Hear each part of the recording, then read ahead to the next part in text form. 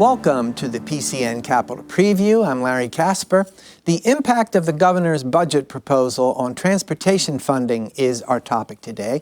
You can join our discussion by calling us at 1-877-PA6-5001, or you can text us at 717-219-4001. But first, we're joined by Lizzy McLellan Ravitch, reporter from the Philadelphia Inquirer. Welcome. Good morning. Thank you for having me. Good morning. You filed a report about building more charging stations for electric vehicles in the city. What's the plan? Yeah, so the program we learned about actually last week is called Plug in Philly, and it's a partnership between quite a few different stakeholders in the electric vehicle infrastructure world of the Philadelphia region. You know, the city of Philadelphia announced this program along with the local electricians union, IBEW 98, and it all came out of a grant from the federal government of almost $1.5 million that's funding the program. And what they announced is that they're going to take the training that the electricians union has already kind of been putting out there for their own workers on how to install these charging stations and how to do that work safely. And they're going to now have a workforce program starting with 45 people to put those jobs out there and be able to kind of create this line from training to installation and get that work done for the state of PA, which has been setting these very ambitious goals for having more charging stations throughout the state. Well, Lizzy, bring us up to date on how many charging stations approximately are currently in the city.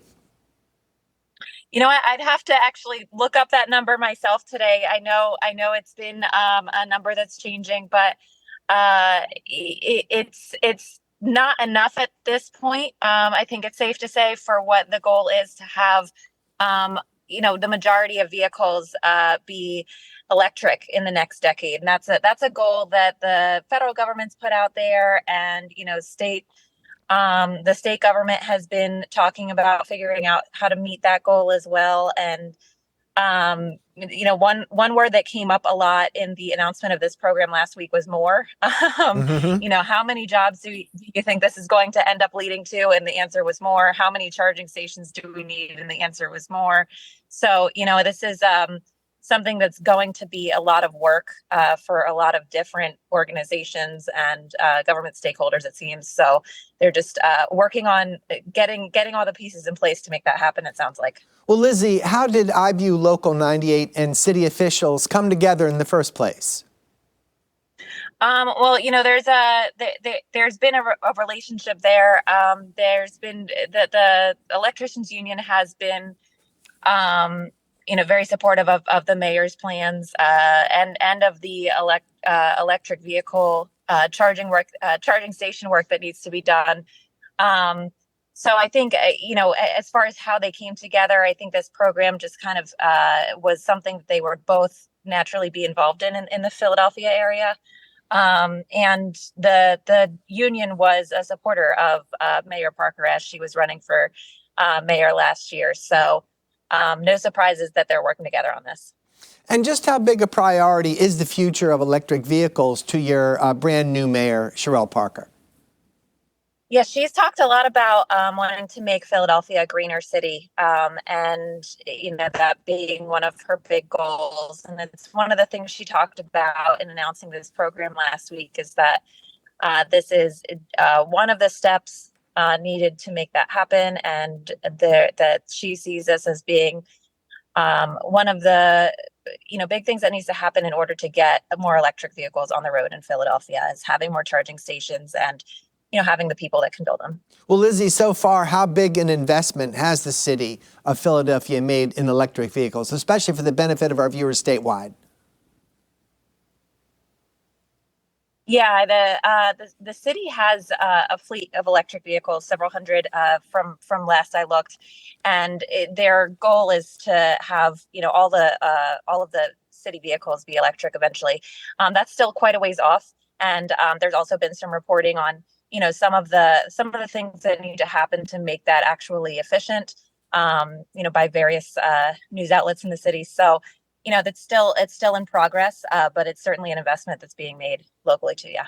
How soon will the program for building more charging stations get started? So they're starting this workforce program soon. They're splitting it up into 3 groups of 15 adults. They also have a summer camp component where they're looking to get 80 young people kind of on track to have these types of skills. So they're starting the training portion of it now. And as Local 98's leader had mentioned last week as well, they've already been training people to have these skills. This is now just kind of ramping up the workforce and having more people available to do the work. This work, the federal grant and the parts of this infrastructure project that are federally funded are all part of the bipartisan infrastructure law and the very, very many projects that are part of that plan. So this has been an interesting look into kind of how that translates into jobs for people in the region and, ultimately across the U.S. too. Last question, Lizzy. What's known about the distribution of these charging stations? Where are they going to be? It's all over the place is the short answer. But for, an example, one of the goals that has been set is to have these every 50 miles or so across Pennsylvania highways, including the turnpikes. So the idea being that you could go on a real long drive in an electric vehicle and be able to charge up along the way, just like you can fill up a gas tank now. I think that's the goal. Lizzy McLellan Ravitch, reporter from the Philadelphia Inquirer, thank you very much. Thanks for having me. More PCN Capitol Preview after a short break. This week on PA Books. And on arrival in northeastern Pennsylvania, almost the first thing I discovered was that this area too had a very rich mining history. And so it was almost a natural segue from my interest in mining that had grown in my years in Scotland to an interest in mining that continued once I got to this area. Philip Mosley, author of Telling of the Anthracite, Sunday at 7 p.m. The Pennsylvania Press Club gives key lawmakers and newsmakers a forum to discuss issues of the day with the club's members and guests. The featured speaker at the monthly luncheon answers questions that are collected from the audience and read aloud by the event's MC. The guests include governors past and present and other prominent figures from the world of politics and business. Secretary of the Commonwealth Al Schmidt, live Monday, February 26th at 12:30 p.m. on PCN. Welcome back. Our guest is Senator Wayne Langerholc, chair of the PA Senate Transportation Committee. About how much of our state budget goes to transportation every year, Senator? There's a large portion of it that goes, and there's a really specific way to quantify all of that, but I can speak to what we know with the motor license fund and the amount of money that does to fund. It funds about 75% of PennDOT's budget. So that's something that we're focusing on with respect to the state budget here and understanding that number is declining because the bulk of that comes from the gas tax. And how important overall is transportation funding to driving our statewide economy? It's very important. And there are many, many contractors throughout the state of Pennsylvania that realize the benefit of the large amount of projects that the state does. I know that PennDOT is on track this year for a $2.8 billion lighting project, which is higher than it has been in years past. So there's a lot of money out there available for the critical infrastructure and roads, and Pennsylvania companies can take advantage of that. And obviously there are some companies also that may come in from outside of Pennsylvania, which I'm not totally in favor of. I want to keep that money within Pennsylvania companies, and ensure that money stays within our communities. So there's a large amount that comes in. Now, given Pennsylvania's location in the Northeast, how does that factor into the flow of commerce in this part of the country? Well, we're the Keystone State for a reason, and just really the proximity for shipping and for just different transportation initiatives throughout this corridor is very important and very vital, and there's a lot of traffic that utilizes our roads. And how would you break down our basic funding of transportation? Just give us, for example, roads and bridges. Roads and bridges are the large part of that. We have a very large and diverse network of transportation. We're one of the largest within the country as far as the number of roads that we have. We have more roads than, I believe, New York, New Jersey, and the New England states combined. So when you factor that, you're talking about a large infrastructure of roads that don't last forever. You know, we know that, and that are going to need repair, and it's our job to make sure that they're done appropriately. So before we get into the particulars of the governor's proposal for transportation funding, how did you feel overall, in general, about his budget proposal when he made that recently? It's a large budget. It's a large increase from years past. And as I said, giving an interview kind of right off after the initial address it's a starting point. I mean, we realize that. It's not going to be the end product by any means. You know, that's the initial volley, and then it's our job in the Senate to, you know, bring that in fiscal, you know, responsible spending and make sure that, you know, there's a two-way street here as far as what projects are ultimately passed throughout the budget. But again, it's a starting point, and people get all riled up, and everybody wants to yell and scream. But you know, this is my 8th budget, so I'm cognizant of where it starts and where it finishes, and they're two different projects. You know, it's a long process that we have to go. Today actually is the beginning of the Appropriations Committee hearings, of which I'm a member. I sit on those hearings, so we have a 3-week process to bring in the different departments to hear, you know, their story, and then take that back to our caucus and take that back to both chambers and craft a responsible product. And I stress the word responsible, one that taxpayers will be proud to see. How would you characterize the ambitions of Governor Shapiro versus those of his predecessor? And after all, he made a speech that enumerated many priorities, and he talked for about an hour and a half, and that's the budget address alone, which is just the tip of the iceberg. Yes, a little bit different. I think you know, Governor Shapiro has been hands-on in some respects. He has a lot of interesting ideas, but the key here is that he needs to walk the walk as well. You know, there's more than just giving an hour and a half or an hour, you know, budget address without really following through to his core principles. So we need to really get to work and ensure that, you know, some of the things that he proposes are some of the things that we can come to an agreement on. Now, how does the governor's proposal for transportation compare to what he proposed last year? Now, overall, we know the budget would be growing anyway, but what about the transportation section? Now we're going to try to zoom in on that. Right. One of the biggest components with the transportation is SEPTA, the increase for public transit. And a historic... SEPTA would be the agency in Philadelphia. Right. And then there's Pittsburgh Regional Transit in Pittsburgh, which also, you know, used to be the Port Authority, and then they changed the name. So there's a call to increase funding for that for a significant amount. And I understand, you know, where he's going with that, but also you need to realize that there has been a decrease in ridership. And you know, I've just met with individuals from Pittsburgh Regional Transit in my Capitol office about 2 weeks ago, and to hear their concerns with, you know, transit going forward, and their ridership is down as well. And if you look at both of those, you know, there's transit obviously throughout the entire state, but the two big transit authorities are SEPTA and Pittsburgh Regional Transit, and both of them have ridership down. SEPTA's ridership's down about 50%. And 50%, can that be traced back to the COVID pandemic and the riders just simply haven't returned? Absolutely. That's a huge component of it. On the same hand, Pittsburgh Regional Transit is down 35%, so it's a little bit different. And I couple that extra 15% due to safety factors in SEPTA. That's my opinion. Obviously, those are my own words, but from seeing people within that industry, that's where I see it. But again, you're exactly right. You're going back to the pandemic, where we saw a major change in the way people work, and there's just not the same amount of people that are working within the cities. You see that not just in transit, but you see that office space. You see that, you know, across the board. Because people figured out a way to work at home. Right.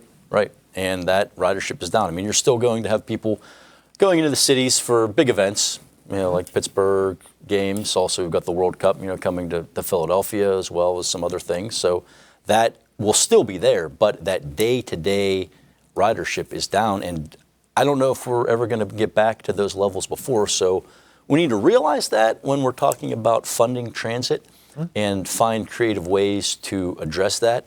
Conversely, I can tell you that there's been different models in the rural areas that I represent. That ridership has stayed level or increased, and I speak exactly to micro-transit things, maybe not a big bus, maybe not a train or a subway, but smaller vans to get people to where they need to be. That is still there, and we need to make sure that our rural areas are getting the benefit of those dollars as well. Let's get back to SEPTA for a moment and talk about what are some of the problems they're dealing with there, especially for the benefit of our statewide audience. Is it safety? Are the fares going up? What are they dealing with right now that might merit an increase in their funding? Safety is a number one concern that I hear about, and I've heard about that for many years. And actually introduced a bill to address that. Going back to when I became the chair of the Transportation Committee and had heard issues of safety on SEPTA, we took the committee down to headquarters. We saw, the headquarters. We saw the incidents that were happening and the lack of prosecution for some of these individuals, and the fact that I talked to different police officers there. They were telling me they were arresting these individuals. They were getting out the same day. That there were people jumping turnstiles. Nobody was, prosecuting in that respect.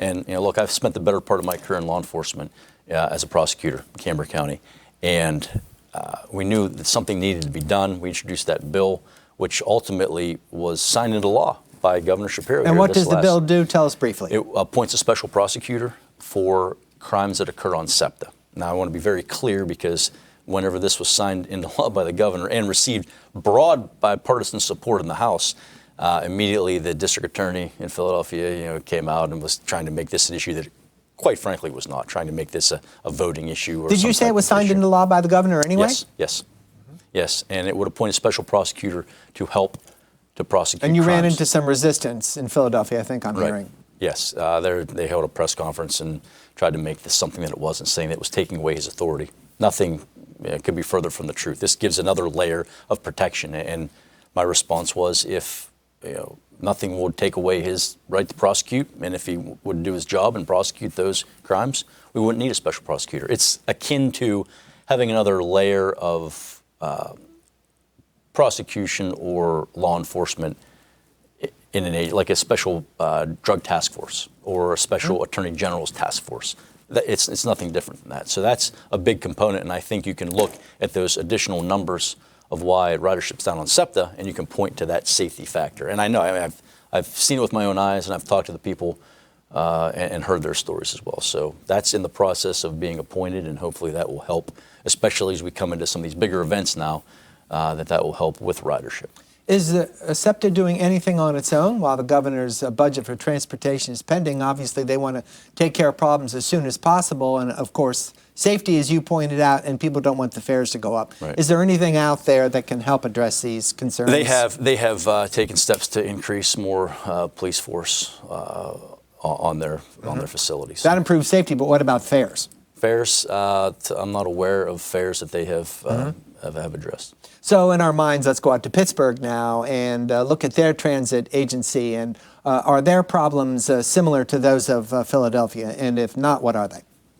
Yes, similar to the decrease in ridership from people coming in and working in the cities. I mean, that's the big thing that you can point to, that it's down. And that's something that, as I said, how do you address that? You need to take steps to address the routes. They are talking about looking at other different routes or consolidating things to help with the ridership. But again, when you take away that key component, why do people ride transit to get to work? I mean, that's a big thing. I mean, there's still students using it. I talked to them about different universities, Pitt, Duquesne. They're still using that, and that has been constant. So that's a good thing. But to get those other individuals, until you see a change in that, and I don't know if you're going to see that for some time. So I think it's something we need to deal with. Again, and be aware because of. you're saying that ridership may be down permanently because of people's changing habits. Yes. And what about federal government support for both these agencies, both Pittsburgh and Philadelphia? Just how much does the federal government kick in to support them? Yes, there's a sizable amount that is contributed to help with those facilities. Would that be pandemic dollars, by the way? Could have been, but again, that's part of the reason that you're seeing, I think, this call for a rise in funding is that is leveling out and was for more, I think, capital expenditures. Now, how do lawmakers like yourself get all the information they need from these local transit agencies? Just how intimate are you with your contact with these agencies? I can't speak for my colleagues. I can speak for myself. Yeah. I meet with them routinely. Have good working relationships with them. My staff has good working relationships with them. We have oversight, obviously, being the chair of the committee, and we can call hearings to address that issue. And they have been good to work with as far as any requests that I may have for information is always honored. I have in my notes to ask you about a bill that modernizes, is the word, the management of public transit agencies. I have a hunch we already talked about that, or is this another bill? Modernization versus, you were telling us about safety before. Right, that's part and parcel, similar, but that's something. This is a separate thing? Yes, separate thing. You have other What else can you do then? Expand on that, Senator. Yeah, to increase and to, not increase, but to bring their infrastructure up to date. There's a lot of aging cars, aging rail cars that will help with that. But I think a lot of the pandemic dollars did address that and looked to help that. Transit agency officials agree that a stable, reliable funding source is needed. So as a lawmaker, how can you help achieve that? Nobody likes the idea of something going up and down hills and valleys. They want a steady stream. That's the constant the constant issue that we have in the legislature is ensuring that how can you level out those hills and valleys is the question. How can you level it out? How can you keep it consistent? And how can you not put more strain or burden on the taxpayer? And that's an evolving process. The answer to that is just really on a yearly basis throughout the budget, because as you take from one pot or one area, you're going to have to backfill that in another area. So it's finding creative ways to address those situations. Now, what about road projects, specific road projects that would interest our viewers? Is there a list? Is there a to-do list of projects, and would the new budget help fund those projects? Yes, and really I would point your viewers to look at the different districts throughout the state, and that have their different projects that they have outlined within like a 10-year period as far as what their priorities are. How many districts are there? I'm just trying to get an idea of the geography. There are... I mean, is it half a dozen? Is it 20? About half a dozen. Okay. Yeah. So that's really the process that goes through in addressing those core projects as far as what are the priorities with that, and that money then kind of the funding comes in and then it goes out throughout those districts, and they address them. Now, a lot of our viewers are aware that I-95 had a serious problem and it reopened days after a fiery collapse, and that was just last June. And the road was back in commission in just a matter of days, which seemed remarkable. Can you tell us how that was made possible?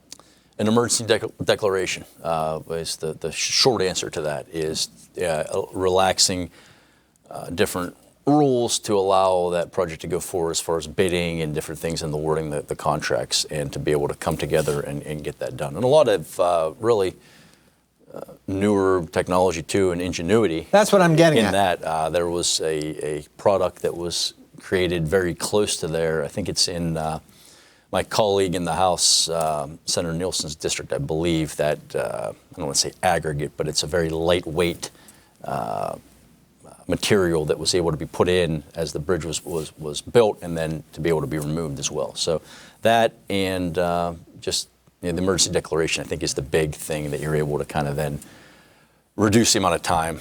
We hear that all the time, the amount of permitting and things that, the delay that happens in projects, that was the big thing. So now drivers are able to ride over that and not think about it. However, they should think about that more repairs are needed in order to fix the road permanently, right? So lawmakers have to take care of that. Yes, we just recently extended the emergency declaration, and the key for that is, number one, to continue that project, to finish that project, but the big thing is to ensure that the federal government will reimburse for that project. And it's about $25 million, and it will be about 90% of those repairs will be reimbursed to PennDOT from the federal government, and that goes back to that emergency declaration. What about the governor's proposal as it affects airports or aviation in general here in Pennsylvania? Aviation is a key component, in my opinion, as far as which will really generate economic activity. And I've been very fortunate to have a very progressive airport, maybe use the word progressive, but a very forward-thinking airport in my district that recognizes that with respect to workforce development, with respect to economic activity. And I could. What's this airport doing? Just try to give us some specifics that assures you that the future is going to work out. Sure. So it's the Johnstown, Cambria County Airport, and there is, we know that there is a pilot shortage. We know that there is a shortage in aircraft mechanics. Oh, is that right? When did the shortage of pilots start? What can we attribute that to? Age. Just that demographic is kind of aging out, and there's different requirements that the federal government puts on. But it's like anything else with workforce development. What can you point to one trigger or one reason why that's happening? There's a myriad of issues, but in my home district, in my airport, they've recognized that, and they've partnered with a local university to help to fill that gap. And this is, they can go to St. Francis University, go for about a 2-year program, and then go right into the pipeline and be hired by these companies as an aircraft mechanic, making a very, very competitive wage, especially for the 35th Senatorial District. And that's an area that maybe a lot of people don't see, when you go to college fairs or what have you, but that's a very exciting career. And then it's right there at the airport, and you're getting that hands-on experience, and you're able to go right into the workforce. Now, what kind of specific things, as far as aviation is concerned, are outlined in the governor's current budget proposal? There's how much detail, I guess, is there? Is what I'm getting at. There's I don't think a ton of detail, but I mean, there's the recognition that can generate economic activity, and that's something that we've said all along, and something that we've dealt with in introducing different forms of legislation. And the aviation, I say transportation is really involved in everything, and there's so many different components of transportation. From you think of just driving on the roads, turnpikes, bridges, aviation, and then aviation in turn. You have passenger, and you have freight there. But then you also have emerging industries like drones and drone activity, which when you think of drones, there's I think more exposure's been given over the years as to what drones can do. Before, if you said we're going to increase drone activity, we want to do like a drone deployment test area, you'd think, oh, they're going to be dropping Amazon packages off at my house, which is true. Right. That's one piece of it, but that's not the end-all, be-all of what drones can do within this space. There's a tremendous opportunity for first responders to utilize drone activity to get life-saving medication into remote areas, to even, you think of volunteer fire companies that, if a call comes out, they may send out a $1 million fire truck out there, or a tower truck, or whatever, to get out there to see. You can have drones there that can get quicker to those areas and see if there's a need for that, or if it's just something that can be handled with an ambulance or something in that nature. So there's a tremendous opportunity here, and Pennsylvania is really poised to be at the forefront of this technology, and we are in the process. Oh, why are we at the forefront? I've heard about robotics and research out in Western Pennsylvania. This I'm talking about just within the drone space, that we can be a leader in deployment and testing, which we are in the process of. We've had a lot of conversations and a lot of different meetings to address that situation. And we're in the process of introducing some legislation to really address that area. So it's an exciting time which can really help set Pennsylvania apart. Senator Wayne Langerholc, we're going to give you a break for a minute while we look at program notes for here on PCN. On Wednesday, On the Issues has candidates on the ballot for April's primary election. We'll have Mike O'Brien, who's running for Congress in District 10 at 6 p.m. Then we'll have 3 candidates running for PA Attorney General. At 6:30 p.m., Eugene DePasquale. At 8 p.m., Jared Solomon. Then at 8:30 p.m., Dave Sunday. Journalist Roundtable has John Cole from the PA Capitol Star, Ed Mahan from Spotlight PA, and Kristen Smith from the Center Square. They'll join us Thursday at 6 p.m. PCN's Match of the Week returns this Friday with the Girls District 11 Wrestling Championships, courtesy of Service Electric Network. That's Friday evening at 7 o'clock. The public affairs coverage you watch on PCN TV is now free on the internet. Go to PCNTV.com and check out our streaming service, PCN Select. PCN is a 501c3 nonprofit television network that receives no government funding. We rely on viewers and donors like you to help PCN continue to bring you everything Pennsylvania. To make a donation, visit PCNTV.com. Now we have Senator Wayne Langerholc with us here today talking about transportation issues. And we'd like you to call our show at 1-877-PA6-5001. Or if you want, you can text us at 717-219-4001. Senator, you said that appropriations hearings are starting today, so you're kind of very much involved, and obviously you're the chair of the Transportation Committee, but here you are in the Appropriations Committee, and how do those hearings work as far as the final budget is concerned? Because again, emphasizing the budget's plan, or the governor's budget plan is merely a proposal at this point. Correct. It's a great opportunity to bring each department in, each department head in, and really question to see where exactly their priorities may lie. You know, you have this number that comes out from the governor, what his proposal is, but then you really get a chance to look at the reports, you get a chance to look at their budget and what they see as their priorities, and to question them as to, you know, what area they need. And I can tell you. And PennDOT's one of those agencies, Yeah. to stick with the area of transportation. What kind of concerns do you expect to come up there? Usually legislators have kind of their own pet issues to get into. Right. There's a whole host of issues that can be brought up. I mean, the number one is just funding, as far as how do we, you know, pay for all of this, and to make sure that what we're doing is, you know, fiscally responsible and, you know, addresses the issue at the same time while making sure that our roads and bridges are remedied. Let's talk about the gas tax. And as far as state police funding is concerned, we know the governor has this ambition to phase out that form of funding for the state police. And what lies in the future then? What alternative way is there to fund state police? And then use the gas tax for what it's intended for. Maybe that's a separate subject. It may be a separate subject. It's very similar. Understanding that the motor license fund, which, you know, results from the gas tax, is the primary purpose, 75% of PennDOT's funding.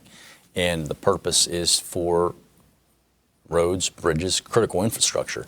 And the state police, you know, at some point becoming a part of that and playing politics. And it's not fair to. Well, the argument is police. they use the roads and bridges because that's how they get around. Right.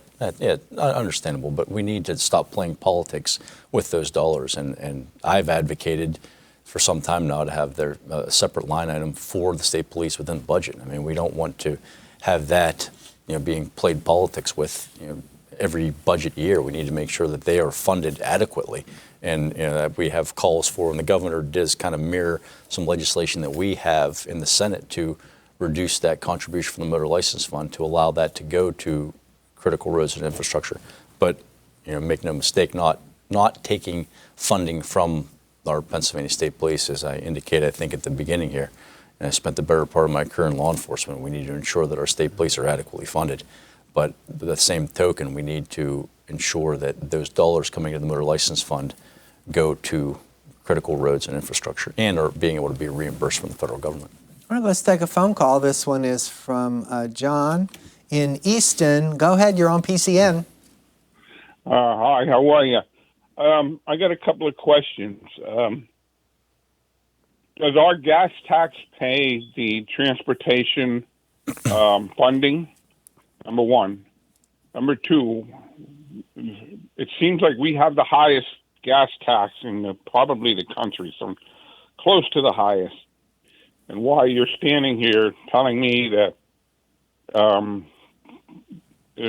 you're having a hard time with funding projects or stuff like that, and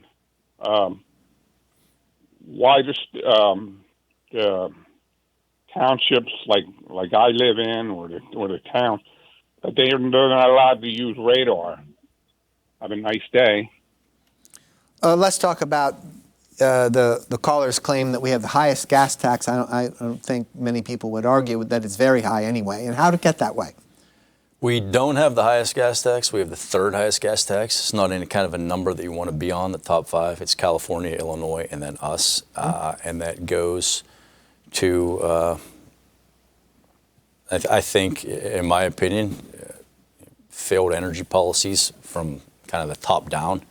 And also, there's a decline in the motor license fund if you want to talk about electric vehicles as well. The increase in electric vehicles is having a very real draw or very real reduction in the amount of money that's being paid into Isn't the there a motor bill license out fund. there that would make electric vehicles pay some kind of fee or tax, whatever you want to call it? Yes, my colleague in the Senate, Senator Greg Rothman, introduced a bill to address that. Because every day that we fail to act, and right now electric vehicles are not paying anything into the motor license fund. I mean, they are paying the alternative fuels tax, but that pales in comparison. I think that raises only maybe $300,000 a year across the state. So the plan, my colleague's bill, which we passed out of the Senate Transportation Committee, we passed out of the full Senate. It now sits in the House Transportation Committee, and it calls for a yearly fee on electric vehicles of $290, and that is a comparable amount of what. Do you drive an electric vehicle? No, I don't. Okay, so then what you and I pay on a gas vehicle, it's about that much a year if you take about an average of 12,000 miles a year, which I drive. They're still making some hybrid vehicles. I understand Toyota is doing that still. Correct. And this bill actually doesn't address hybrid vehicles. This addresses only electric vehicles. 100% electric. Right. And it's a starting point. Again, it's whenever we kicked this around and said, how do we address this? And when you say we're going to try to address electric vehicles and try to help them to pay their share into the motor license fund, you have as many opinions as you have legislators. And the goal was to make it as simple to begin with, to address, and then to kind of work on that down the road. But the key is every day that we fail to act on electric vehicles is a day that we lose significant dollars into the state economy and the motor license fund. Now, this caller, John, also mentioned the use of radar, and I just have a hunch, given your past experience, you probably have something to say about that. Police using radar to write tickets. It's something that perplexes me why we can't come to a compromise on this and the different competing interests that come in. What is the issue at this point, the way you see it? Just too many different competing interests, really, in how to address this. There's been bills statewide. There have been bills to only allow radar for counties of a certain class. There have been bills to require only full-time officers to be able to do this. There have been bills, or not bills, but have been opinions to only allow certain police departments that are accredited by the state in there. I mean, you can pick and choose. There's a different opinion on how to handle this across the board. Let's go back to electric vehicles just for a minute and consider the future of electric vehicles. And after all, we had a reporter on our show earlier today talk about a plan in Philadelphia under the new mayor, Sherelle Parker, to get more charging stations for electric vehicles in the Philadelphia area. What about statewide as far as deploying charging stations goes? Is there a specific plan out there? And if so, what kind of progress has been made? A specific plan, I would say no. I know PennDOT is working on those areas that they have jurisdiction over, but there's... And PennDOT is able to pay for those charging stations? Well, they're getting money from the federal government. There's a large contingent of money that's coming in here to address that. But it's, there's still a lot of questions that remain with that deployment. But it is something that's going to be needed if there is going to be this rise in electric vehicles. From the time that that I took control of the committee, it's kind of been stagnant. You see different things. There's been kind of a drop. You see these crazy incentives from the federal government to get you to buy an electric vehicle, and then once that kind of wears off, it's just not economically feasible for some people, or not as attractive as what it was. And there's this immediate push for everybody to say, "Oh, electric vehicles, we got to do this." But then there's a whole host of issues that come with that, as far as you just mentioned, the charging stations, but not only that, but the increased strain on our grid. And, whenever we have all those cars being plugged in at the same time. Right, and who's going to power that? And a push to eliminate some of these fossil fuels, which I don't think is a very great idea at this time. And then how they expect the grid to make up that component by solar panels or windmills. I mean, that might help a very small amount, but it's not going to address the issue. And electric vehicles have batteries, of course, so they have to wear out at some point and go someplace after the useful life is over. Yes, exactly. And where do they go? How do they be repurposed, or how do they be disposed of? And there's a whole host of issues. And then on top of that, what happens, God forbid, when one of them is an accident and that battery burns at a temperature extremely high? We've heard sometimes those fires are so hot the firemen can't get near them. Right. That's a very serious concern that we have as well. How do you need to equip already our volunteer fire companies and our fire departments are strained beyond limits, and to put that burden on them additionally is just not fair. Now, the governor points out, going back to the state police, he says that applications are way up since the college degree requirement for recruits was removed. So what's the impact for transportation funding if they're enjoying that growth at the state police, which currently relies on the motor license fund, like you said? Well, we will do everything in our power to ensure the state police are adequately funded. I don't think there's ever been a discussion, at least not from my opinion or not from our Senate Republican caucus, is always with law enforcement and is always to fund law enforcement. So it's encouraging to see that those numbers may be up. We'll be able to really pull and get into the weeds a little bit on that whenever we have the state police come before us in the appropriations committee to address those issues. And I'm hopeful that that is the case, that there is an increase in that. It's a tough time to be in law enforcement, quite frankly. Now, as far as you're concerned, what is the part of the governor's budget proposal that you want to address right away that you think is out of line or too ambitious? Oh, that's a good question. Spending. That spend number. The spending number is up, by the way. Do you know how much offhand? I think it's up about $3 billion from last year. I believe it was $45 billion last year. It's $48 billion this year, give or take. Total state budget is 40-some billion anyway. Right. And the spend number and the depletion of the rainy day fund is concerning. So those are some issues that I know that we will address to bring that back into line. So we're tapping into the rainy day fund? That's the plan? Well, that's the governor's plan. Now, what does he want to do with that money? Has he been specific in any way? Spend on. Right. Can you say what? I mean, put it this way. Can we say what not? I mean, really. Well, as far as this governor's priorities are concerned, what can you see are very important to him? His background isn't that dissimilar from yours, now that I think about it, because he was an attorney general. Yes. I think education is a key component of the spend number that they have. I think that's probably the biggest cost driver.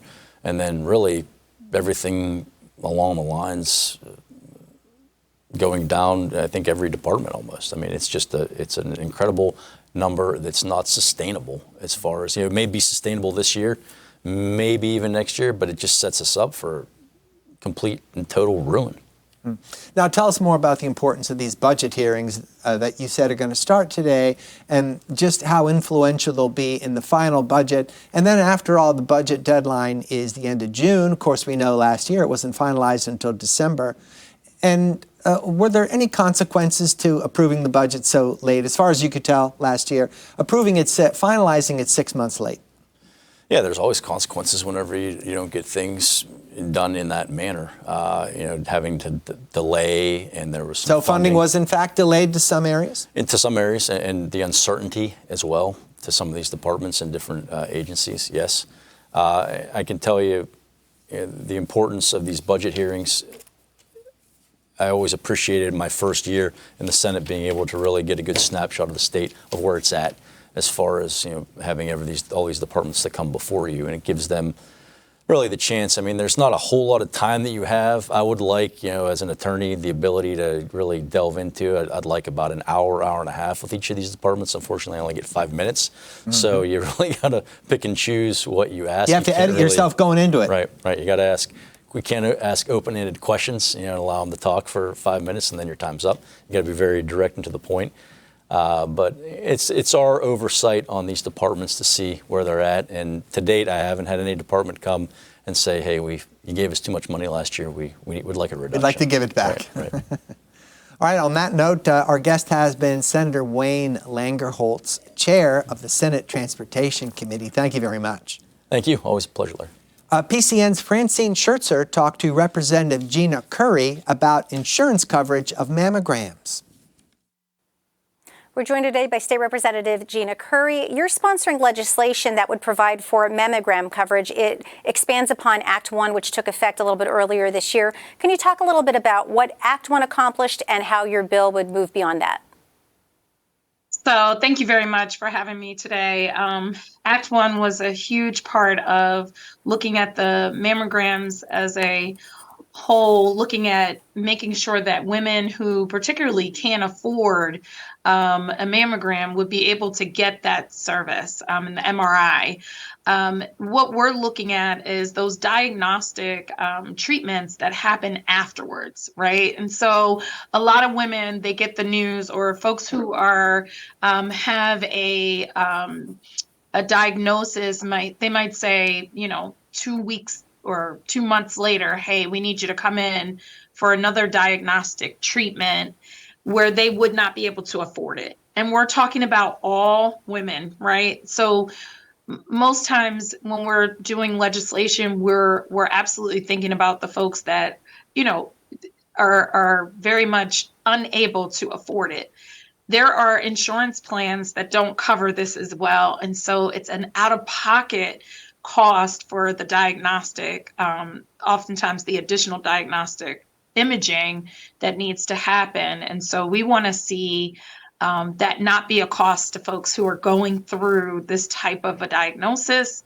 There's already so many worries around survival during this time, and we want to make sure that folks feel comfortable that if they need an additional test, that they don't have to wonder if they have to not pay this bill to get a test that could potentially save their lives.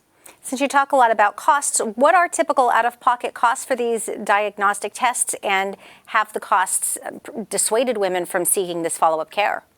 Right. So it really depends on what your coverage is, right? Because we know in this country, we really have insurance plans that cover certain things. So certain percentages of the bill may be out of pocket. And so if you can't afford it, it could be, let's just say, as small as $200 to the thousands to get another diagnostic test. And so I know my own personal experience, I had to have additional diagnostic imaging. At the time, my husband and I have really good insurance, and so I didn't have to pay out of pocket. But some of the stories that I've heard that have come out of some of the organizations that are behind this particular legislation talk about the fact that there are people who are diagnosed with some horrific forms of breast cancer where they're still trying to determine what it looks like and what kind of treatment they need. So that additional diagnostic imaging is so important. It could be, hey, we need you to pay $1,500. Hey, we need you to pay $2,500. Where we know for the average person, that is not something that folks can just pull out of their bank accounts. And so that's why this legislation is important. Act One was amazing. You know, we all came together because so many of us are touched by the diagnosis of breast cancer. I currently have a good friend right now who's in stage 3 diagnosis, who, you know, money can be an issue. And so we want to get to a place, especially in the state of Pennsylvania and the Commonwealth, where women and folks who are diagnosed, because it's not just women, right? There are men who are diagnosed with breast cancer too. And we don't talk about that a lot because it is a majority woman, you know, diagnostic. But we want to make sure that all folks can feel comfortable that once they get diagnosed with something, that they can be able to afford the treatment that they need to be able to survive. How common is breast cancer? I'm sorry. How common is breast cancer? Breast cancer is so common. Unfortunately, we are seeing, you know, 1 in 4 or 5. And the scares that come with it, you know, of course, we are, as a woman myself, knowing the importance of preventative care, you know, making sure that women are doing self-breast exams. I mean, you know, we get into the shower or a bathtub every day, or, you know, we clean ourselves up as easy as feeling around. But I know one thing is people are afraid. And so, you know, oh, am I going to find something? You know, if I do a in-depth self-care exam, what's that going to mean for me? But what it does mean is prevention. The earlier it's diagnosed, the better your chance. We see women dying, and I will say Black women are dying at higher rates of this particular disease. Breast cancer has to be something that we tackle here in the Commonwealth and throughout the country, and it shouldn't be based on the fact if you can afford to pay for a diagnostic imaging. Can you talk a little bit about the feedback and response you've gotten to this proposal, both from your fellow lawmakers as well as from the insurance industry? So we are working to find a colleague lawmaker in the Senate to pick up this particular bill. We're working on that now, and we're hoping that we can get somebody on the Senate side who really wants to move this a little further, because we know we did have a great stride with Act One, but we need to push it a little bit further. And the organizations that are behind it, like Susan G. Komen, they are an organization that really wants to see this move the needle a little bit further. And so there's been positive feedback so far. We've been out of the House in the Senate. We have not gone back in for session. So we're hoping that once everyone gets back in, we can really pick up speed about what this particular bill can offer and what it looks like, and really get the work done. So that work is being done now, just to answer your question. And we are just really getting into the flow of talking about how important this is. Have you received any feedback from the insurance industry? Not yet, but I plan to talk to them next. Where is your bill in the legislative process? You mentioned seeking a sponsor in the Senate. What happens next? So it has been introduced. We have some co-sponsorship out there. As a legislator, I feel like it's totally my responsibility when we put up a bill to get out there and start talking to folks about how important this type of legislation is for our Commonwealth and for the folks who we represent. And I look forward to moving throughout the representation of the Commonwealth to really talk about this bill, to talk about how impactful it is. It is in our backyard if it's not next door or in our own household. And we are not, no one really is exempt from it. We know that the doctors who diagnose every day, there are folks who are diagnosed who we can't believe it's landed in our lap. And we just hope for our future generations that we can put legislation like this forward so that we don't have this worry of when we are diagnosed with such a horrific disease who has taken so many lives, that we can make sure that we are doing the right things as legislators, as lawmakers, and as folks who care about health equity, to move this forward. Representative Gina Curry, thank you for joining us today. Thank you. Here's a reminder about Wednesday on PCN. On the Issues has candidates on the ballot for April's primary election. We'll have Mike O'Brien, who's running for Congress in District 10 at 6 p.m. Then we'll have 3 candidates running for PA Attorney General. At 6:30 p.m., Eugene DePasquale. At 8 p.m., Jared Solomon. Then at 8:30 p.m., Dave Sunday. That's it for the PCN Capitol Preview. I'm Larry Casper. Thanks for watching.